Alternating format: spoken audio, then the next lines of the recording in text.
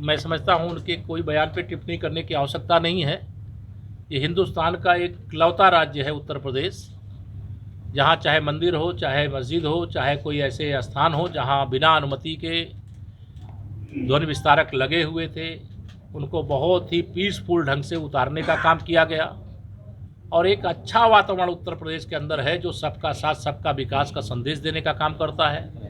किसानों को लूटने वाले लोग किसानों की आमदनी की बात न करें।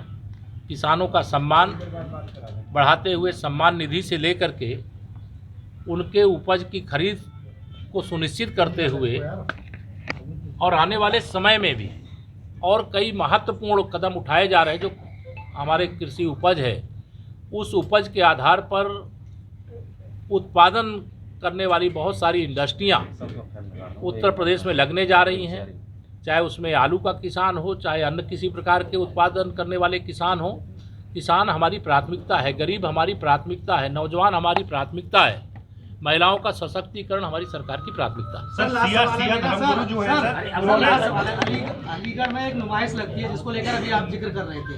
यहाँ नॉनवेज के आधा दर्जन से अधिक होटल लगते हैं। उन होटल संचालकों ने सारा जो मांस मदरा जो कुछ है वो जमीन में बोरवेल करके अंदर डाला है। अभी तक उस मामले में कोई कार्रवाई नहीं हुई। नहीं, उसकी जांच करके उस पर कार्रवाई करनी है। सर, आप सब पढ़ी क्यों? एक व्यक्ति बोलो तो जवाब पाओ, कोई आवाज नहीं सुनाई देगी। अखिलेश यादव ने अखंड रामायण के पाठ पर जो टिप्पणी की है उसे लेकर किस तरीके से देखते हैं? अखिलेश यादव ने एक ट्वीट किया है। किसने? अखिलेश यादव ने। हाँ। अखंड रामायण का जो पाठ कराने जा रहे हैं नवरात्रि में, उसे लेकर किस तरीके से देखते हैं? नहीं, हम क्या देखते हैं, हमने तो आदेश किया है कि अखंड रामायण का पाठ होगा। आप सब भी आइए, पाठ करिए। उन्होंने कहा कि हनुमान जी आ जाएंगे। 1 लाख रुपए देने की बात कही है, 1 करोड़ रुपए होना चाहिए उसको। उन्होंने जो भी कहा है वो उनकी बेचैनी है, उनकी तुष्टीकरण की राजनीति है, उनकी घबराहट है। अगर उत्तर प्रदेश से किसी श्री राम जन्मभूमि पर भव्य मंदिर निर्माण हो रहा है तो समाजवादी पार्टी को दर्द होगा, क्योंकि वो राम भक्तों पर गोली चलाने वाले हैं।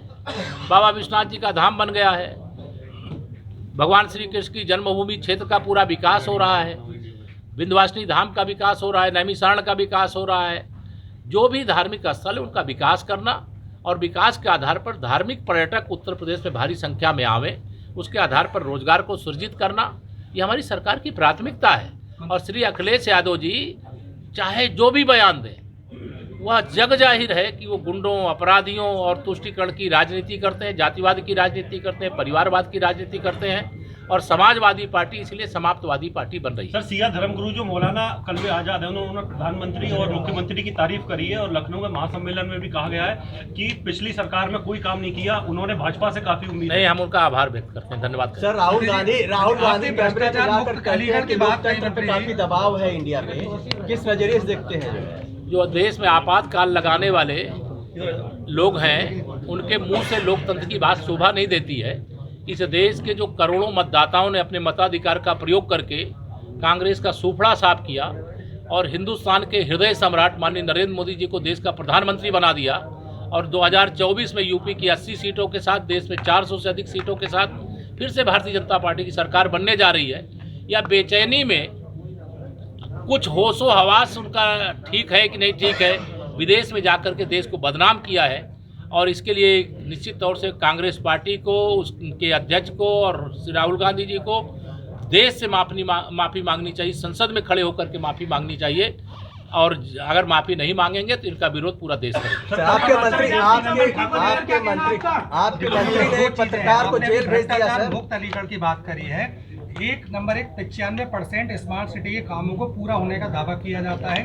आप ही की सरकार के जनप्रतिनिधि यहाँ बैठे हुए हैं, वो 95% पूरे हुए हैं। हमने पूरी समीक्षा किया है। 16 परियोजनाएं पूरी हुई, उनकी सूची उपलब्ध कराने को कहा है। जो परियोजनाएं अधूरी हैं, मैं जल्दी ही 1-2 महीने में फिर आऊंगा और स्थलीय निरीक्षण आप सबके साथ दूसरा ये 5.5 अरब का घोटाला इस अलीगढ़ नगर निगम जो घोटाला करेगा उसके लिए जेल के दरवाजे खुले हुए हैं। उसकी सर ऑडिट रिपोर्ट लीक हुई है सर, उसकी ऑडिट रिपोर्ट। एक व्यक्ति बोलो, कैसे आप पत्रकार मित्र हो मेरे? सर, उसकी ऑडिट रिपोर्ट है। मैं हिंदुस्तान से हूँ, हिंदुस्तान ने 1 सप्ताह की सीरीज चलाई, उसको प्रकाशित किया, उसकी कॉपी। आपको अभिनंदन है, आप जो भी भ्रष्टाचार है उसको उजागर करिए, हम उस पर कार्रवाई करेंगे। सर, आपके मंत्री ने संभल में एक पत्रकार को जेल भेज दिया। क्या मतलब सवाल पूछना गुनाह हो गया नहीं, है? आप मुझसे सवाल पूछ रहे हैं, मैं जेल भेज रहा हूँ क्या आपको? आप तो कह रहे हो जितने सवाल पूछ रहा वहाँ हूँ घटना हुई उसके क्या लिए- घटनाक्रम है मुझे मालूम नहीं उसके बारे में। सर 69,000 शिक्षक भर्ती को लेकर लगातार माननीय उच्च न्यायालय ने जो आदेश दिया उसका पालन सर, करेंगे। कथावाचक देवकीनंदन ठाकुर ने कानपुर में बड़ा बयान दिया है कि सनातनी सोशल साइट पर जो सनातनी आगे लिखेंगे तभी हम उनको एकत्रित करेंगे मदद के लिए। क्या कहेंगे सर इसको लेकर? देखिए, ये सब चीज़ें मैं आप सब पत्रकार मित्रों से निवेदन करता हूँ, सब हमारे आचार्य और धर्मगुरु जो लोग हैं वो जो कहते हैं उनको सवाल का हिस्सा मत बनाया करिए। इस देश की प्रगति आवश्यक है। भारत भ्रष्टाचार मुक्त हो रहा है, भारत आत्मनिर्भर हो रहा है, भारत विश्व का नेतृत्व करने की दिशा में आगे बढ़ रहा है। पूरी दुनिया की बड़ी से बड़ी शक्तियाँ आज भारत के नेतृत्व की ओर माननीय प्रधानमंत्री श्री नरेंद्र मोदी जी से अपेक्षा करते हैं। विश्व में कहीं पर भी कोई संकट आता है तो भारत मदद के लिए आगे बढ़ता है। तो आज का जो समय है, ऐसे समय में आप सब बहुत सम्भ्रांत पत्रकार माने कि समाज को सब कुछ बताने वाले आप मित्र लोग हैं, तो बहुत सारे ऐसे बयान आ जाएंगे, वो हर बयान पे मतलब प्रतिक्रिया देने की ज़रूरत नहीं मुझे लगती है। लेकिन प्रदेश प्रगति कर रहा है, देश प्रगति कर रहा है, और कम से कम मतलब यह शताब्दी जब तक स्वतंत्रता की है, जनता के आशीर्वाद से, भारतीय जनता पार्टी कार्यकर्ताओं के परिश्रम से ये कमल का फूल जैसा खिला है वैसे खिला रहेगा। अतीक धन्यवाद। अहमद मिट्टी में मिलेंगे सर? देखिए, ये अब आप मेरी बात को, जो कानून के खिलाफ काम करेगा कानून के हिसाब से उसे सजा दी जाएगी। सर आखिरी सवाल है, 69,000 शिक्षक भर्ती को लेकर लगातार माननीय उच्च न्यायालय ने जो आदेश दिया है उसका पालन करेंगे। धन्यवाद।